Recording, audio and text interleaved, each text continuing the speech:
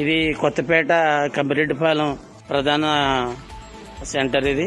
ఇది ఎంతో కాలంలో ఎన్నో ఇబ్బందులు పడుతున్నారన్నది మన వాస్తవంగా తెలుస్తుంది. ఇక్కడ డ్రైనేజీ సిస్టమ్ చాలా ఇబ్బందికరంగా ఉండి ఇక్కడ ప్రజలు అనేక రోగాల బారిన పడుతున్నారని తెలిసిన పంచాయతీ ఎలాంటి చర్యలు తీసుకోకపోవడంతో ఇక్కడ నివాసం ఉంటున్న ప్రజలందరూ కూడా అనేక రోగాల బారిన పడుతున్నారన్నది ఇక్కడ ఉన్న నాయకులు కానీ, ఇలాగే వార్డు మెంబరు, అలాగే ఎంపీటీసీ అధికారులు కానీ, వీళ్ళందరూ కూడా ముందుకొచ్చి ఈ ప్రజల ఆరోగ్యాన్ని కాపాడవలసిన బాధ్యత అయితే మాత్రం చాలా ఉంది.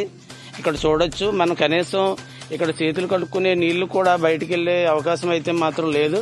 ఎంత ప్రమాదకరంగా ఉంది అన్నది ఇక్కడ ప్రజలు గమనించాలి. అలాగే ఇక్కడ ఈ వార్డు సంబంధించిన వార్డు మెంబర్ ఎవరైతే వారు, తర్వాత ఎంపీటీసీ గారు కానీ, అలాగే ఈ కొత్తపేట గౌరవ పంచాయతీ ప్రెసిడెంట్ గారు కానీ ఈ విషయంలో కనీసం ఈ మురికి నీటిలోనే ఇక్కడ జీవనం సాగించేలాగా అయితే మాత్రం ఉండడం ఎన్నో అనుమానాలకి దారితీస్తుంది. ఇక్కడ ఇల్లు అయితే మాత్రం చాలా అద్భుతంగా అయితే మాత్రం నిర్మాణం చేయడం అయితే జరిగింది. ఇక్కడ డ్రైనేజీ నీరు మాత్రం బయటికి వెళ్లే దారి లేక ఇక్కడ ఈ మురికి నీటిలోనే జీవనం సాగించేలాగా ఉందన్నది ఇక్కడ దోమల నిలయంగా ఉండడం అయితే జరిగింది. ఇక్కడే దగ్గరలోనే ఆసుపత్రులు కూడా, ఈ పక్కనే ఆసుపత్రులు కూడా ఉండడం, కానీ ఆ అనారోగ్యానికి మాత్రం నిలయంగా ఉంది ఈ కేంద్రం అంతా కూడా. ఈ డ్రైనేజీ సిస్టమ్ కనీసం చేతులు కడుక్కున్న నీరు కూడా బయటికి వెళ్లే దారి మాత్రం లేదు.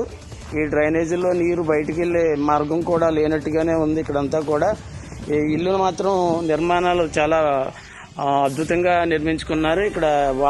ఇక్కడున్న నివాసం ఉంటున్న ప్రజలు కూడా ఈ డ్రైనేజీ గురించి ఆ సమస్యను పరిష్కారం కోరుకోవట్లేదా, ఇక్కడ ప్రజలు ఎన్నుకున్న నాయకులు కూడా దీన్ని పరిగణలో తీసుకోవట్లేదా అన్నది ఇక్కడ ప్రజలు గమనించాలి. అలాగే పాలకులు కూడా ప్రత్యేక చర్యలు తీసుకోవాలన్నది నేను సైతం టీం అయితే మనం కోరుకోవడం అయితే జరుగుతుంది. ఇక్కడన్నా కూడా ఈ చుట్టుప్రక్కలంతా కూడా అపార్ట్మెంట్లు, భవనాలు అన్నీ కూడా కట్టడం అయితే జరిగింది. కానీ డ్రైనేజీ నీరు వెళ్లే మార్గం మాత్రం లేకపోవడం ఇక్కడ చాలా బాధాకరంగా ఉంది. ఇది ఎన్నో నెలలు కాబడినట్టుంది ఇదంతా కూడా డ్రైనేజీ సిస్టమ్.